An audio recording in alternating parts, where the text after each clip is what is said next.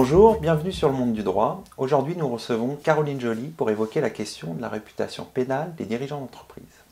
Caroline Joly, bonjour. Bonjour.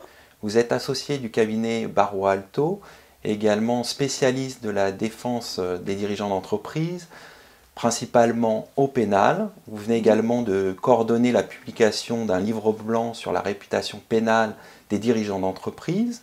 Ce livre blanc, qui est disponible en téléchargement, notamment sur le site du Monde du Droit, rassemble des informations utiles pour les dirigeants d'entreprise. Qu'est-ce que la réputation pénale des dirigeants d'entreprise ?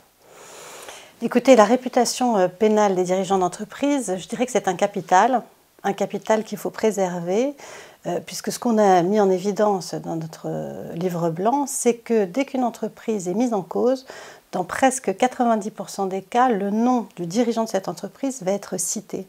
Et c'est les effets collatéraux de cette citation et des dommages que ça peut créer qu'il faut tenter de maîtriser, je dirais, dès le début des poursuites, sachant que même à la fin des poursuites, si par exemple il y a une relaxe, le problème c'est que tout ça s'est déjà passé, il y a déjà une atteinte à la réputation qui s'est déroulée.